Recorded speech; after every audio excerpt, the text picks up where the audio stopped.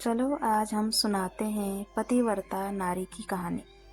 रामी वो रानी एक पतिव्रता नारी की कहानी है। सालों साल पति से दूर रहकर भी पति के लिए उसका प्रेम और निष्ठा बिल्कुल भी कम न हुई। ऐसा कहा जाता है कि रामी की पतिव्रता सीता और सावित्री से कम नहीं थी।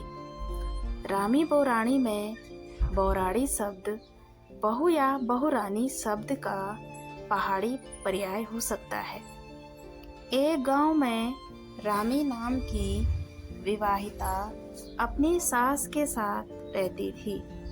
कम उम्र में ही रामी की शादी हो गई थी।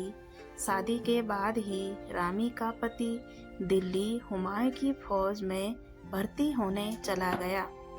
सास और बहू में काफी प्रेम था। वे दोनों माँ बेटी की तरह रहती थी। सास घर के काम करती और रामी बाहर गाय बकरी को चराने और खेती बाड़ी का काम संभालती थी। रामी अपने पति से बहुत प्रेम करती थी। उसकी याद में रामी काफी उदास रहती। वही हाल रामी की सास का भी था। बुढ़ापे में बेटे के दूर रहने की चिंता उसे खाए जा रही थी। वे दोनों ऐसे ही अपने दिन काट रहे थे। देखते देखते 11-12 साल बीत गए और रामी का पति ना लौटा, ना उसने अपनी खबर भेजी।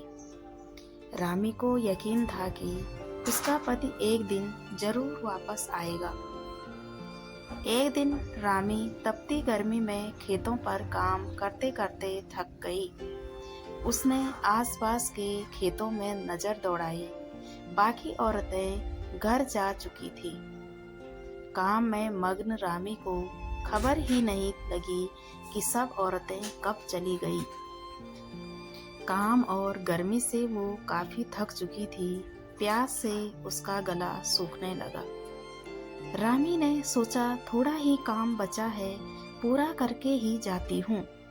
वो काम में लगी ही थी कि पीछे से उसे कोई आवाज आती सुनाई दी। उसने देखा कि एक साधु अलख निरंजन अलापता हुआ उसी की तरफ आ रहा है। साधु रामी को देख उसके समीप आ रामी से उसका परिचय पूछता है। रामी कहती है, मैं रावतों के खानदान से हूँ और मैं बहुत बड़े सेठ की बेटी हूँ। मैं इस गांव में अपनी सास के साथ रहती हूँ। मेरे ससुर का देहांत हो चुका है।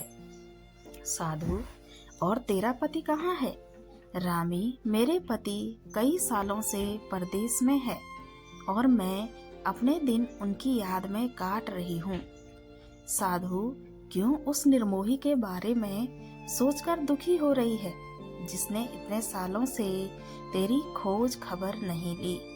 और तो और ना उसे अपनी माँ याद आई। रामी को साधु की बात पसंद नहीं आई। उसने उसे अनसुना किया और अपना काम करने लगी।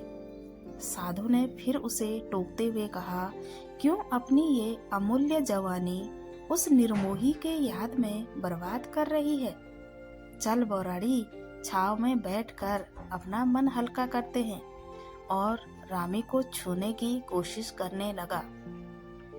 रामी दूर हट के साधु से कहा, क्या तुझे मेरे सिर का ये सिंदूर और नाक की नथ नहीं दिखती? एक औरत से किस तरह की बात कर रहा है? रामी ने फिर धमकाते हुए कहा, तू जोगी है या ढोंगी? जोगी है तू यहाँ से आगे से यहाँ दिखा भी तो देख लेना। साधु मुस्कुराते हुए, अरे तू तो नाराज हो गई? बोराड़ी, क्या गाली देना रावतों को शोभा देता है? तू काम करते करते थक गई है, चल छाव में बैठ, आराम मिलेगा। मेरे साथ अपना सुख दुख भी बांट लेगी। रामी का पारा चढ़ गया। वो बोली, निर्लज, शर्म नहीं आती इस तरह की बात करते हुए? सुख दुख बांटने का इतना ही मन है तो जा अपनी माँ बहन के साथ बांट। रामी की बात सुनकर साधु हंसने लगा। रामी, चुपचाप यहाँ से चले जा, ये देख रहा है ना कुदाली, यही तेरे सर में दे दूंगी। रामी का गुस्सा देख साधु वहां से चला गया। वो उसके गांव पहुंचा। वहां रामी के घर पहुंचकर उसकी सास से भिक्षा मांगने लगा। माता जोगी को भिक्षा दे दे, तेरा भला होगा और 12 साल से खोया हुआ तेरा लड़का घर लौट आएगा। यह सुन रामी की सास साधु के चरणों में गिर गई। और साधु को अपने घर के अंदर ले गई। रामी की सास ने साधु को आसन में बिठाते हुए कहा, साधु बाबा, आप बाहर क्या कर रहे? कह रहे कि तेरा लड़का 12 साल बाद घर लौट आएगा। साधु हंसते हुए, पर माँ, भूखे पेट भजन ना हो, सुबह से भूखा हूँ, पहले भोजन फिर और बातें। रामी की सास, साधु बाबा आप बैठो, मैं जल्दी से भोजन चूल्हे पर चढ़ा देती हूँ।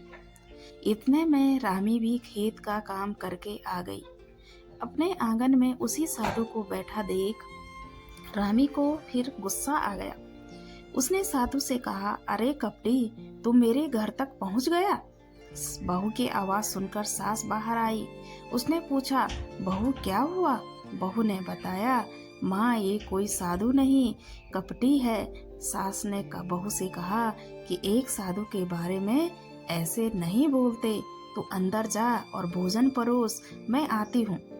रामी ने भोजन परोसा, सास को बुलाया। सास भोजन लेकर साधु को देने लगी। साधु ने देखा कि भोजन पत्तों में परोसा है। साधु बोला, ये क्या? अब मैं पत्तों में भोजन करूंगा? मुझे उसी थाली में भोजन दे जिस पर रामी का पति भोजन करता था। साधु का इतना कहना ही था कि रामी का पारा अब हद से ज्यादा चढ़ गया था। वो गुस्से में पूरी लाल हो गई थी। वो बोली, तूने अब अपनी नीचता की हद पार कर दी है। तेरी हिम्मत कैसे हुई ये कहने की? रामी के गुस्से का यह रूप देख कर साधु भौचक्का रह गया। उसने साधु का चोला उतारा और माँ के पैरों में गिर गया और बोला, माँ, पहचानो, मैं तुम्हारा बेटा हूँ, बीरू। और रामी, मुझे माफ कर दो, मैंने तुम्हारे प्रेम और इंतजार की परीक्षा ली। तुम्हारे पतिव्रत प्रेम और निष्ठा को दुनिया में हमेशा याद रखा जाएगा।